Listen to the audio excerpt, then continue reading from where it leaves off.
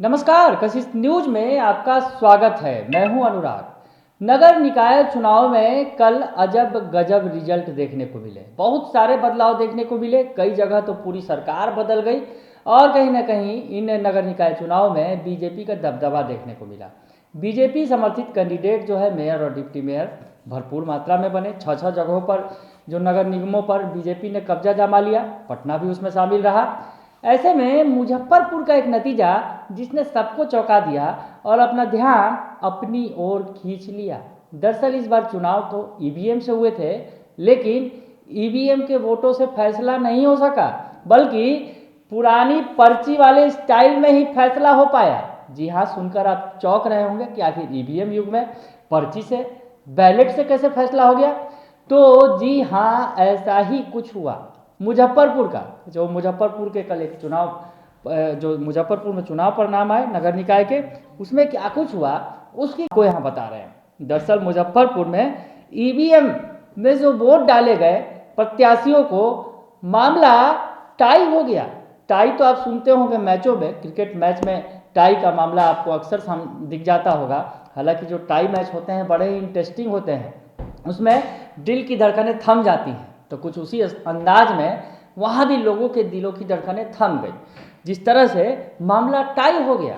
मुजफ्फरपुर नगर निगम की हम बात कर रहे हैं, मुजफ्फरपुर नगर निकाय चुनाव की हम बात कर रहे हैं। यहाँ पर ईवीएम के वोटों के बजाय बाद में पर्ची से यानी बैलेट से फैसला हुआ। पहले आपको याद होगा लोग बैलेट से डालते थे, अपनी मुहर लगाते थे बैलेट पेपर पर, उसके बाद डब्बे में डाला जाता था। अब मामला बदल चुका है, अब उंगली दबाइए ईवीएम पर और आपका वोट तय। तो ऐसे में वोट तो कर दिया, लोगों ने अपना काम कर दिया, लेकिन मामला अटक गया, मामला टाई हो गया। तो मामला टाई होने के बाद क्या कुछ हुआ ये आपको हम बता रहे हैं। दरअसल ये मामला मुजफ्फरपुर का है, मुजफ्फरपुर नगर निकाय चुनाव का है और मुजफ्फरपुर के वार्ड नंबर 21 का है। जी हाँ, वार्ड नंबर 21 का ये मामला है, जहाँ पर मामला टाई हो गया। मुजफ्फरपुर में जो वोटिंग हुई उसमें वार्ड नंबर 21 में राजकुमार राजू और केपी पप्पू आमने सामने थे और इन्हें जो वोट मिले बराबर बराबर वोट मिल गए। 1306 वोट राजकुमार राजू को मिला, तो केपी पप्पू को भी 1306 वोट ही मिले। मामला टाई हो गया। तो अब फैसला कैसे हो, मामला बड़ा दिलचस्प हो गया। टाई होने पर अब होता क्या, तो रास्ता क्या बचा है, तो लॉटरी सिस्टम कि आखिर कैसे किसको जीता हुआ घोषित किया जाए, कौन जीतेगा। ऐसे में तो मामला अब हो गया बड़ा ही दिलचस्प। दोनों बराबरी पर हैं, तो कौन जीता कौन हारा इसका फैसला कैसे हुआ हम आपको ये बताएं। तो यहाँ पर जिस तरह से लोग कहते हैं कि एक एक वोट कीमती होते हैं, तो यहाँ समझ में आया कि सचमुच एक एक वोट कीमती होते हैं। अगर किसी एक शख्स को, किसी एक प्रत्याशी को अगर एक वोट ज़्यादा मिल गए होते तो वो जीत जाता, लेकिन यहाँ एक वोट से मामला फंस गया, मामला बराबरी पर आया और उसके बाद क्या कुछ करना पड़ा ये भी बता देते हैं आपको। तो दरअसल हार जीत का फैसला तो हो नहीं पाया ईवीएम के वोटों से। उसके बाद एक स्टील का डब्बा मंगाया गया और उसमें 2 पर्चियाँ डाली गई। दरअसल ये जो 2 पर्चियाँ डाली गई, इन दोनों के नाम की पर्चियाँ डाल दी गई। डब्बे में पर्ची को रख दिया गया, हिलाया डुलाया गया, काफ़ी मिलाया गया और उसके बाद दोनों के नाम के बाद जब खूब हिलाया गया और उसके बाद डब्बे से एक पर्ची निकाला गया, तो कौन खुशकिस्मत निकला ये आपको बता देते हैं। दरअसल मामला तो दोनों को, वोट तो दोनों को बराबर मिले थे।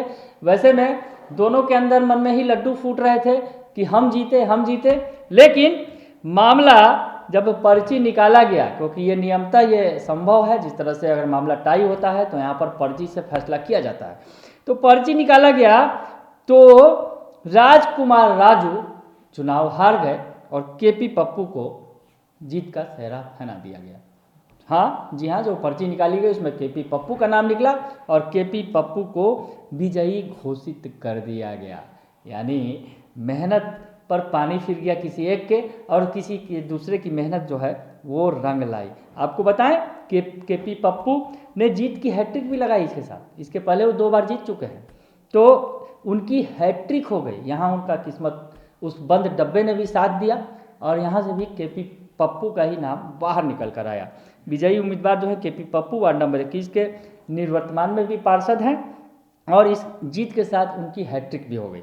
और लॉटरी का परिणाम आने के बाद जो केपी पप्पू ने बात कही कि ये सब बाबा गरीबनाथ का आशीर्वाद है, जनता ने तो अपना आशीर्वाद दिया, फिर बाबा गरीबनाथ, जो बाबा गरीबनाथ जो मुजफ्फरपुर के रखवाले हैं, मुजफ्फरपुर के शहर के बीचों बीच बाबा गरीबनाथ का मंदिर है जहाँ पर भक्तों की भीड़ उमड़ती है, तो बाबा गरीबनाथ की कृपा से उन्हें फिर से जीत का सेहरा पहना दिया गया।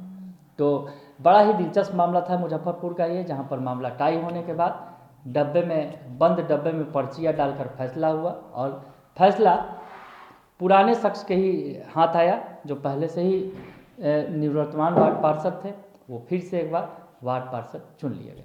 बने रहिए कशिश न्यूज के साथ, तमाम खबरों से आपको अपडेट रखेंगे। फिलहाल के लिए इतना ही, धन्यवाद।